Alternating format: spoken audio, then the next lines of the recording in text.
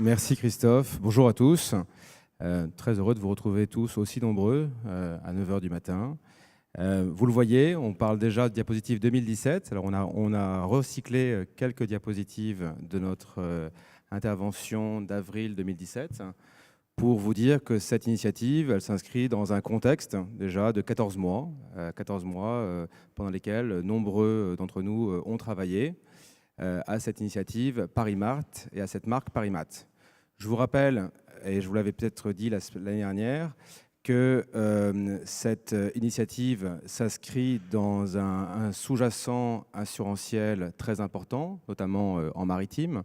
En maritime parce que le maritime aujourd'hui pèse 1500 milliards de dollars dans l'économie mondiale. Et d'après les projections de l'OCDE, d'ici 2030, le maritime pèsera à peu près 3 000 milliards de dollars.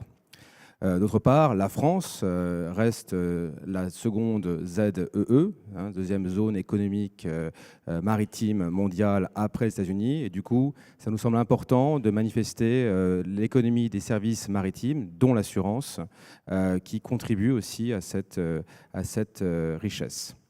Alors, notre objectif, on va vous le décrire avec Mathieu. Et là encore, vous retrouvez l'initiative et la diapositive de 2017, et également ce logo que vous avez peut-être remarqué tous sur vos sacs hier.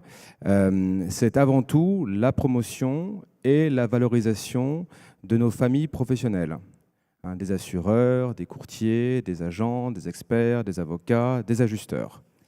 Alors, je repasse la parole à Mathieu pour vous décrire un petit peu les groupes. Oui, merci Mathieu. Donc, nous nous étions présentés à vous l'année dernière pour lancer cette initiative ParisMat avec peu de choses en main à l'époque, quand même un très beau logo que Mathieu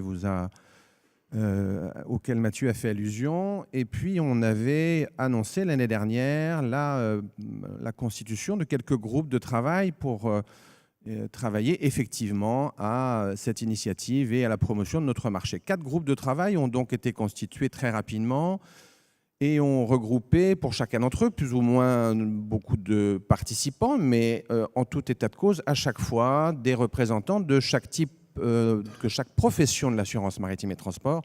Et en cela, c'était un vrai succès. Dans l'ordre dans lequel ils apparaissent sur votre écran, le groupe formation et recrutement, qui a été piloté pendant ces derniers mois par Pascal Dubois, avec beaucoup de talent. Le groupe formation et recrutement avait pour objectif de mettre l'accent sur, effectivement, les formations de nos jeunes. On est tous confrontés dans nos entreprises aux mêmes problèmes.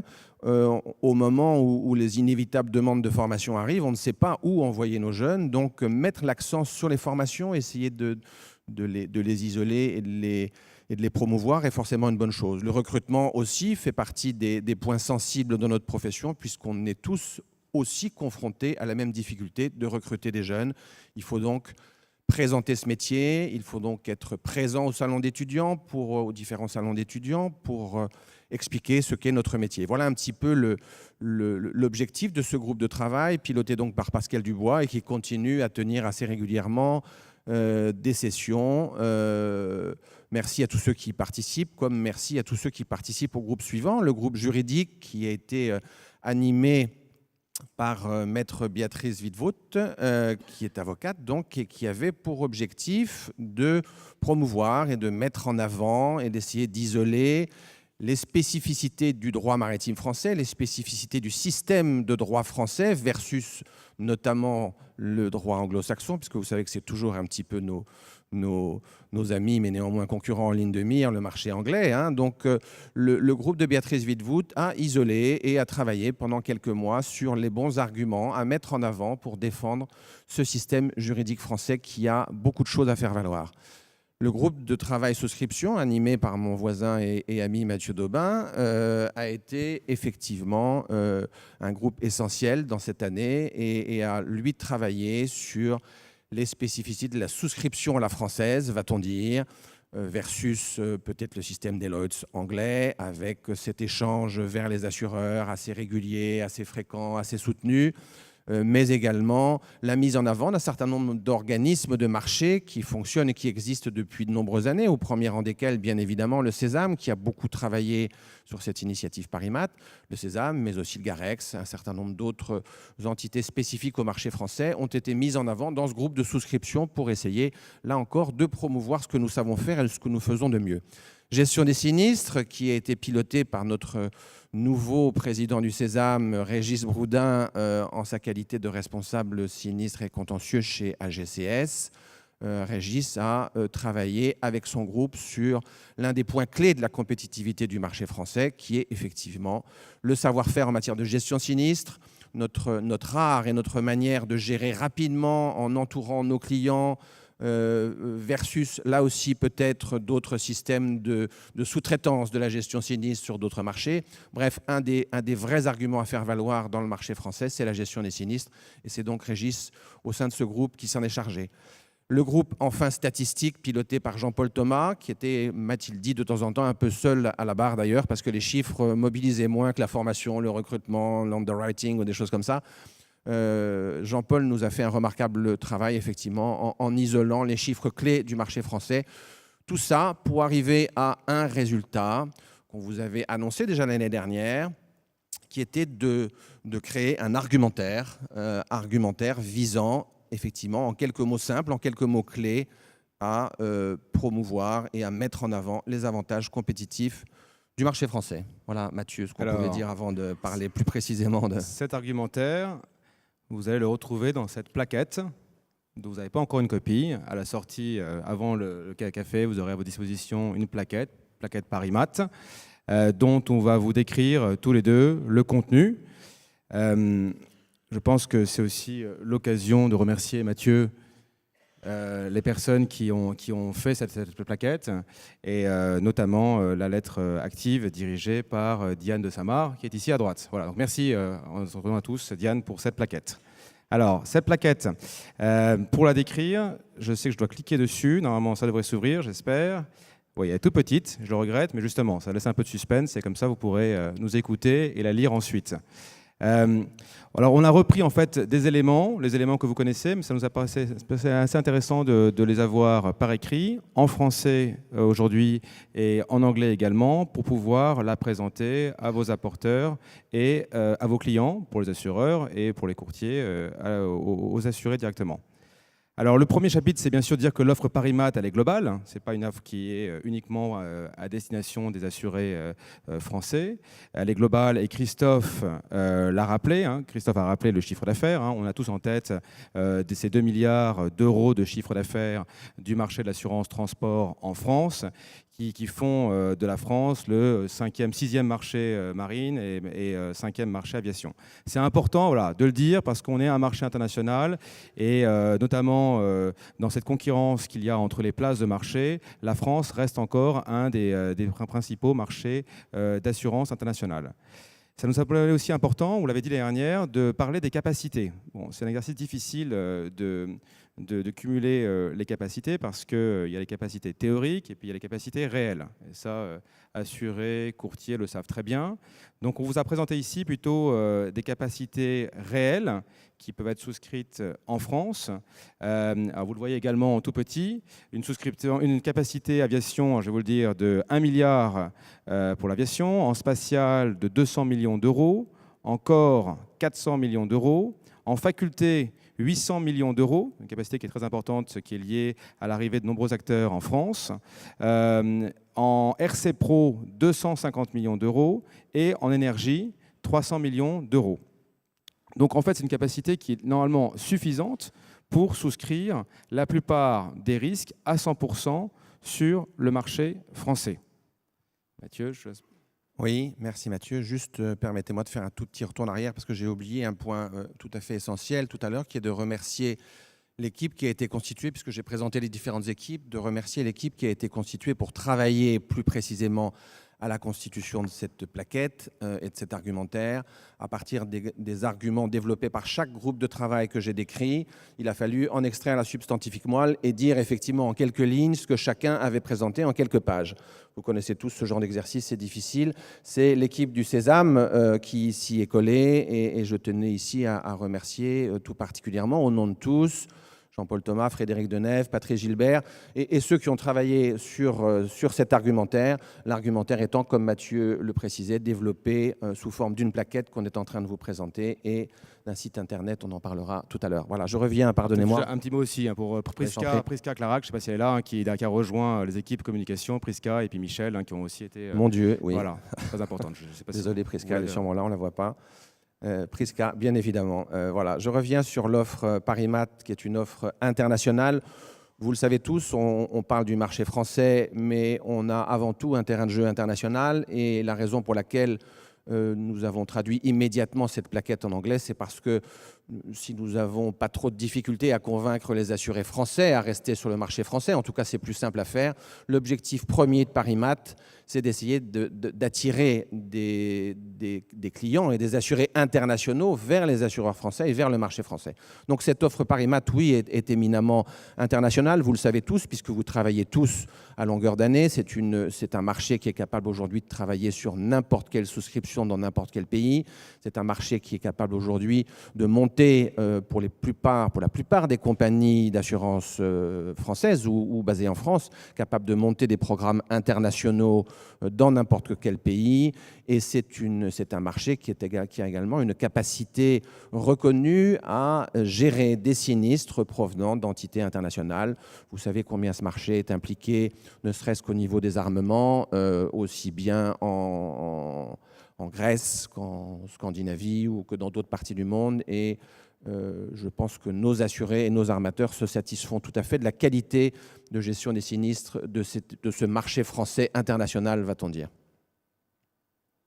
Mathieu, à toi. Alors, je continue l'article, cette plaquette, toujours 6 volets, vous verrez, absolument superbe.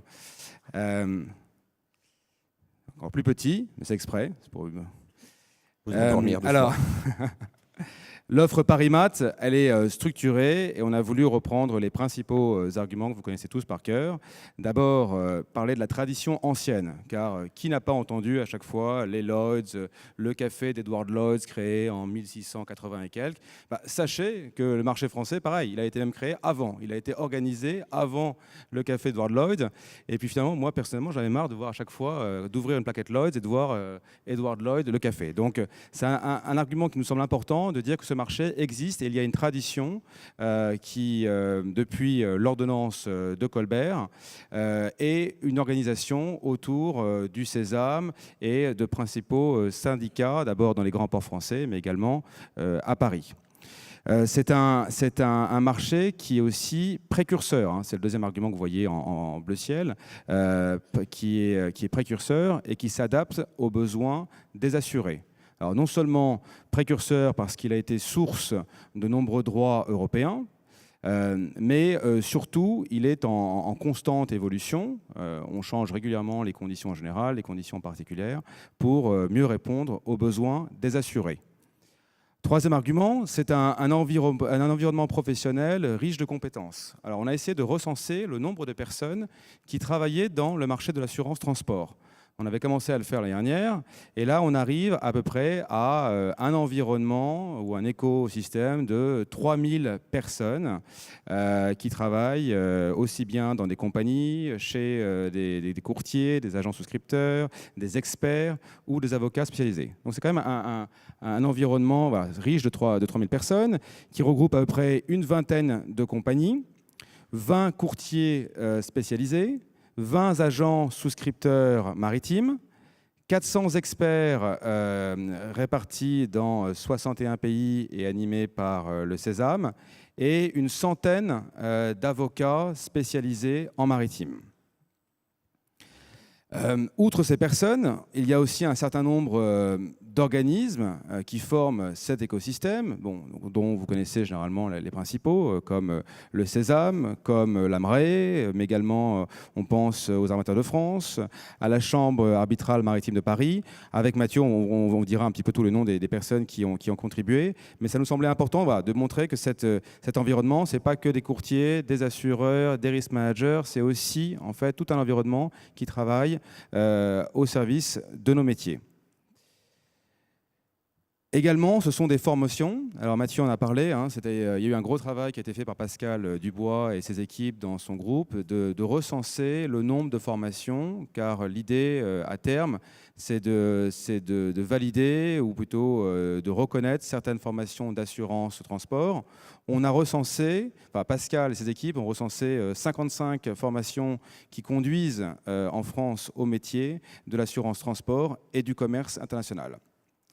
Quatrième argument, toujours en bleu ciel, là, c'est le dernier argument en bas, c'est également une sécurité juridique et financière. Alors, ça nous semble aussi important, c'est bateau de le dire, mais c'est important de le dire comme facteur de différenciation. D'abord parce que notre droit d'assurance se fonde sur un code des assurances avec, comme vous le savez tous, des articles dédiés aux assurances maritimes, aviation et transport, ce qui rend une meilleure sécurité.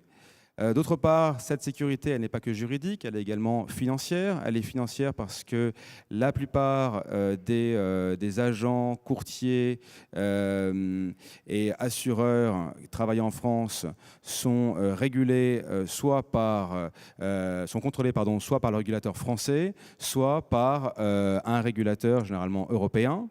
Et ensuite parce que, contrairement à d'autres marchés, on s'inscrit également dans la directive Solvabilité 2 qui offre une protection beaucoup plus forte pour les assurés. Donc voilà ces 4 arguments que vous prendrez dans la plaquette, en plein milieu. Il y a même un petit endroit pour mettre votre propre promotion. Mais voilà, encore une fois, ça nous semblait assez important de les rappeler en français et puis en anglais. Vous aurez des copies également en anglais. Voilà, Mathieu, je te laisse sur l'offre. Oui, on poursuit avec la diapositive suivante. Mathieu, si tu veux bien, voilà, gentillesse. C'est écrit tellement petit, effectivement.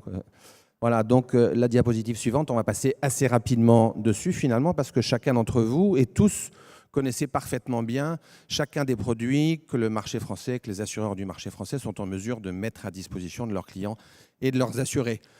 Donc, c'est un inventaire à la Prévert, si on pourrait dire, de ce que le marché français sait faire.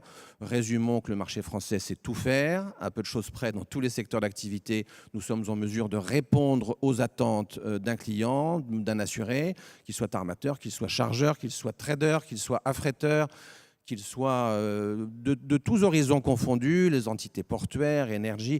À peu de choses près, voilà, on sait tout faire et on veut tout faire. Et cette page de la plaquette Parimat a pour objectif simplement de lister ce que le marché français est en mesure et en capacité d'offrir à ses clients. Alors, troisième de couverture, je ne sais plus comment on appelle, le bleu foncé, l'offre Parimat au service de la gestion des risques actuels.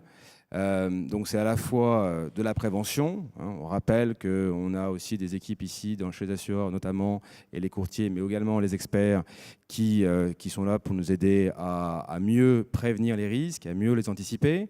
Ce service, c'est également de faire des polices sur mesure, à la fois combinant des garanties RC et dommages.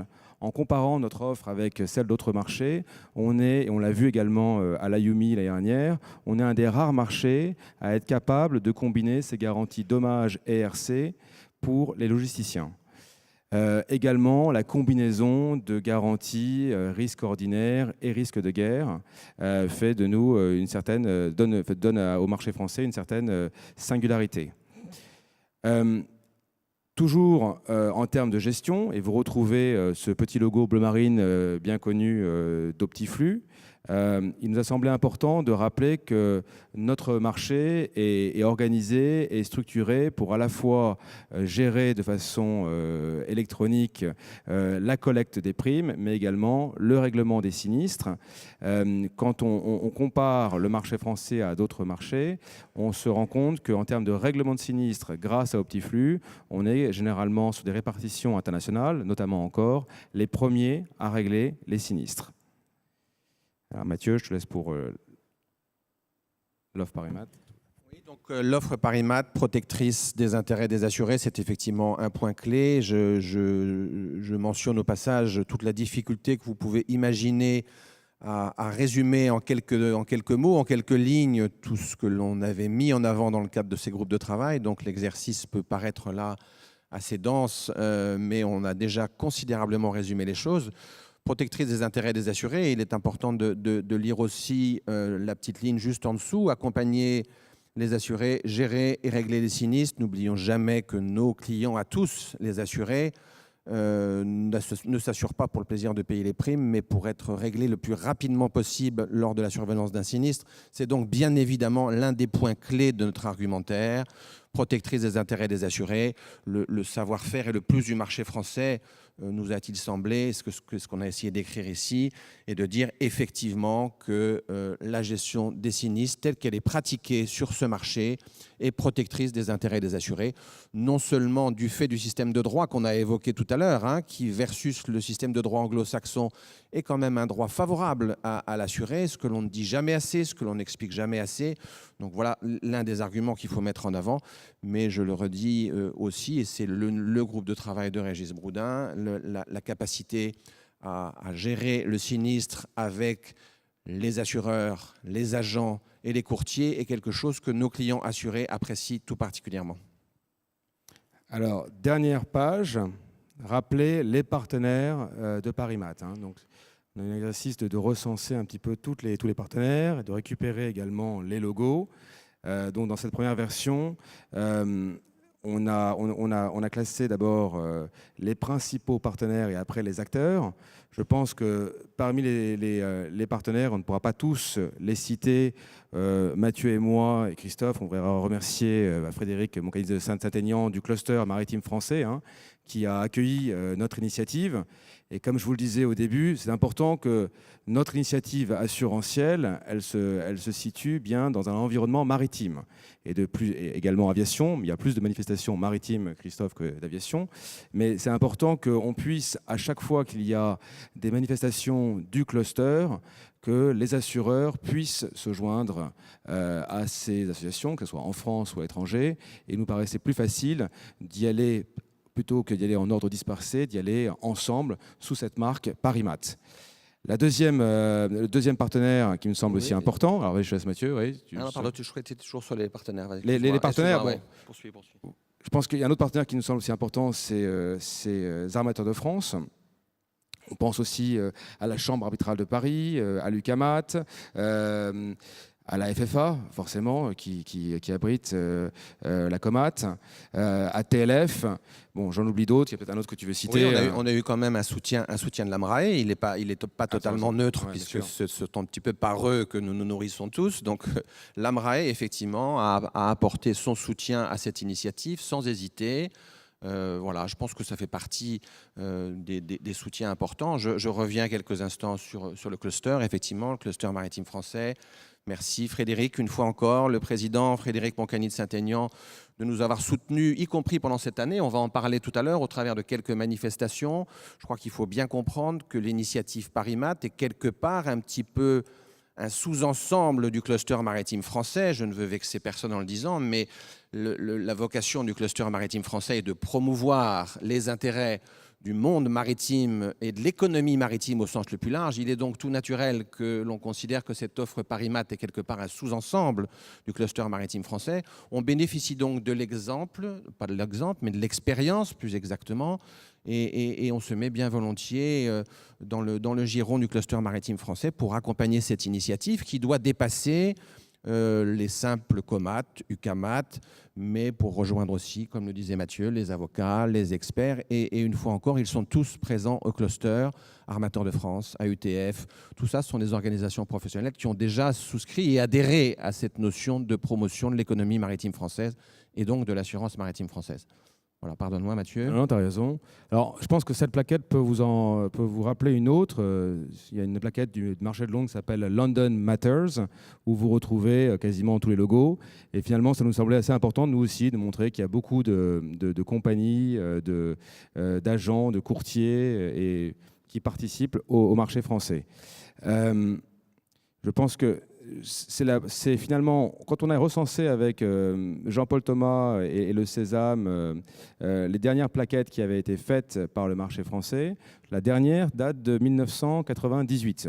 Et avant 1998, chaque année, il y avait une plaquette. Donc on est content finalement de retrouver cette tradition de promotion du marché français, car on pense que c'est ensemble, en coassurance, qu'on peut être plus fort et regagner des parts de marché. Déjà, maintenir ce 2 milliards, qui est difficile dans un marché qui est plutôt déflationniste, mais ensuite conquérir des affaires internationales, notamment sur des grandes places, comme à Athènes pour les corps ou à Genève pour le négoce. Alors Mathieu, tu voulais peut-être dire un petit mot là, sur les dernières manifestations qui ont été organisées dans le cadre de Paris Mat.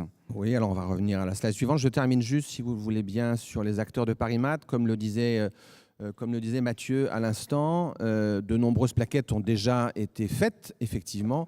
La particularité de cette initiative Paris Mat, c'est qu'elle regroupe ici, vous l'avez compris, les assureurs, qui ont été à l'origine de toutes ces plaquettes dans le cadre des activités du Sésame, mais aussi les agents d'assurance.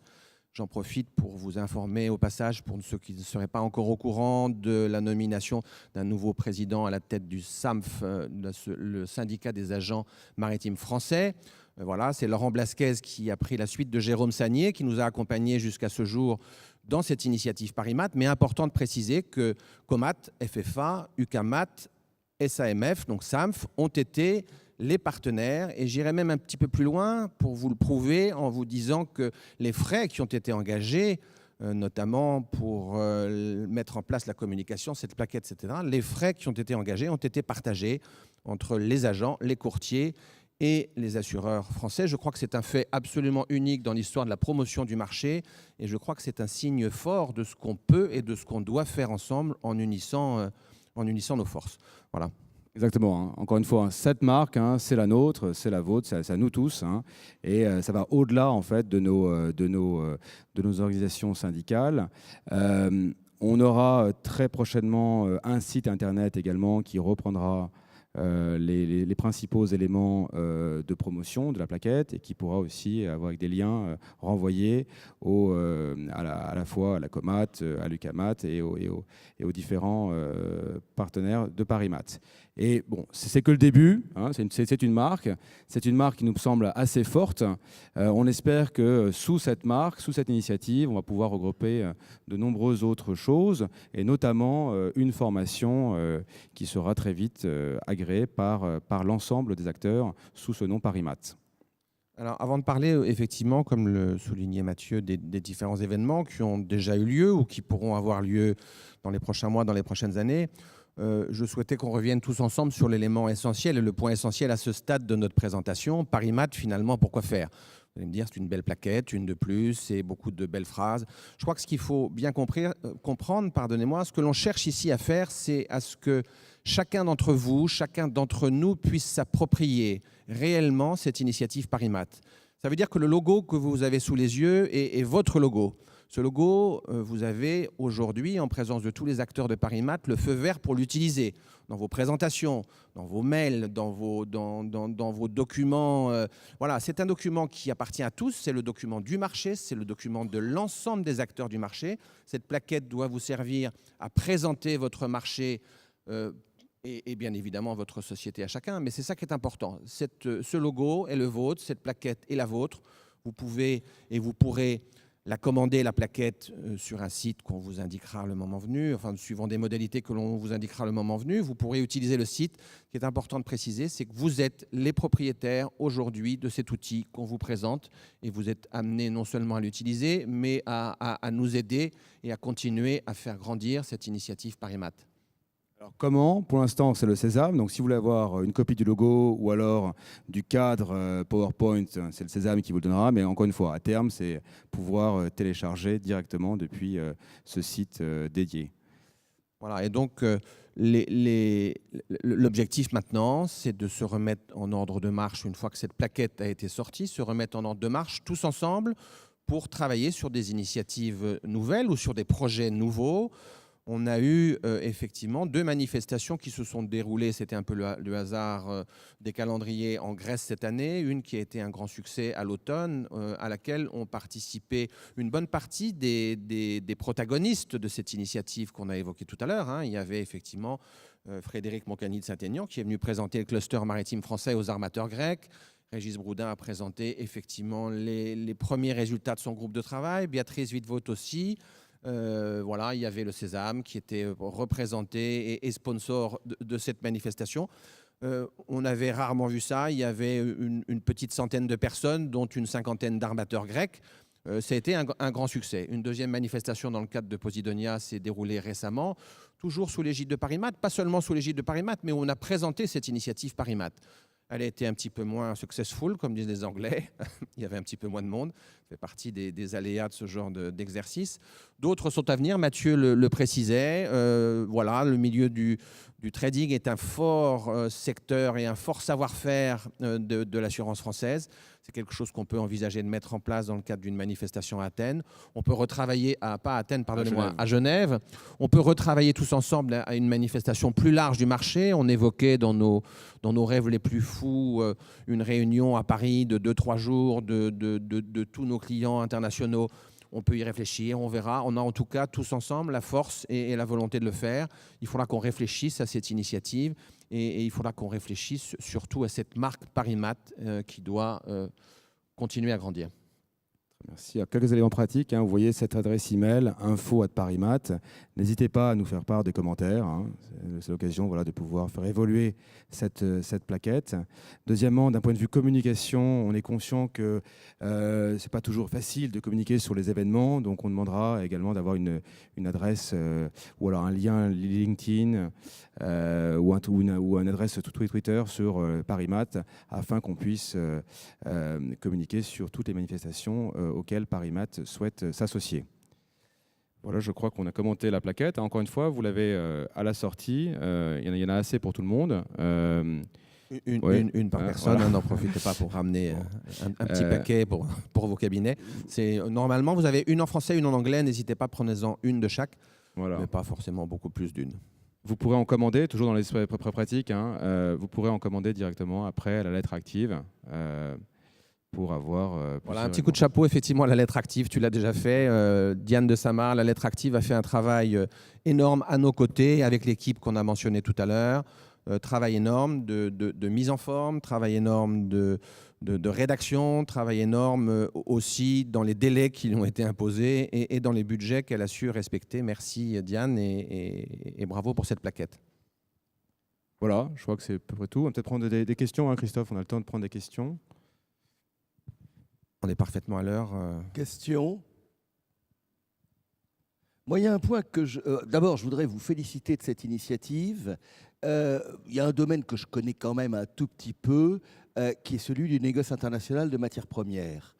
Un de mes immenses regrets est de voir que Paris, pour des tas de raisons liées essentiellement d'ailleurs à la fiscalité, aux contraintes de l'époque, Paris a pratiquement perdu tout le négoce international, la seule exception notable étant Sucre et Denrées, et la plus grosse salle de marché doit être celle d'Engie, mais c'est quand même relativement limité, et c'est incontestablement aujourd'hui Genève, et puis maintenant dans un deuxième temps Singapour, qui sont les grands hubs du trading international.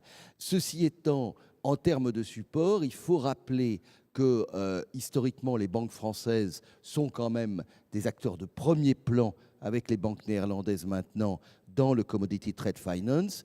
Et moi, je dois avouer que j'ai toujours été bluffé par la compétence, par la connaissance du marché des courtiers et des assureurs français dans ce domaine très particulier. Donc, il y a aujourd'hui incontestablement une place et paradoxalement, je ne suis pas sûr que nos amis britanniques, Londres a énormément perdu dans le champ du négoce international.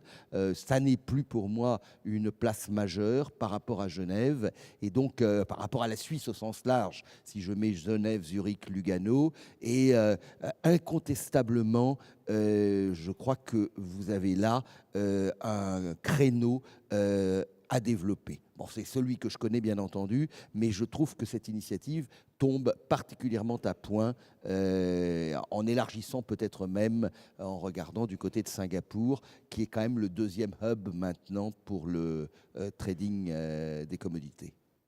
Merci Philippe. Je ne sais pas si c'est une question, mais merci pour. C'est pas une question, mais je ne sais pas. Mais tu as raison sur un point, c'est qu'en fait, les assureurs français sont très forts en négoce de matières premières, notamment en soft, en produits agricoles, parce que les banques françaises sont encore toujours très fortes. Donc il y a un savoir-faire français dans le financement des matières premières que les assureurs ont toujours su accompagner. Et aujourd'hui, quand on regarde l'offre des principaux courtiers d'assurance en France, elle est nettement plus technique que certains autres marchés. Et également, après, les assureurs ont adapté cette offre aux courtiers. Donc c'est vrai, et entre nous, on le sait, voilà, ça fait longtemps qu'on le sait. En revanche, on a toujours été très très mauvais pour en faire la promotion. Donc voilà, j'espère que ça va contribuer à développer un peu le chiffre d'affaires du négoce, de l'assurance du négoce en France.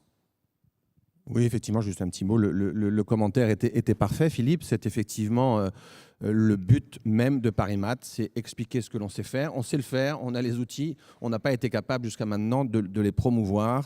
On est au cœur de ce processus. Et peut-être un tout petit mot qui avait été à l'origine d'une des réflexions majeures de Mathieu lorsqu'on a lancé l'initiative. Le Brexit peut également nous fournir un certain nombre d'opportunités qu'il ne faut surtout pas se priver de saisir. Et là aussi, je pense que PariMat arrive au bon moment pour pointer son nez et offrir les services du marché français de l'assurance maritime et transport.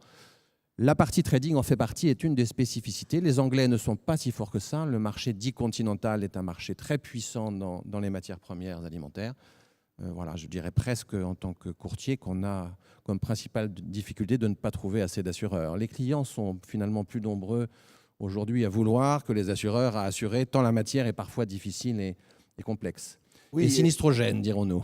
Et en la matière, il y a eu quand même, sur le côté bancaire du Commodity Trade Finance, il y a toujours les grandes banques françaises avec des hauts et des bas en fonction d'un certain nombre d'événements que vous connaissez. Les banques néerlandaises ont fait quand même un retour important.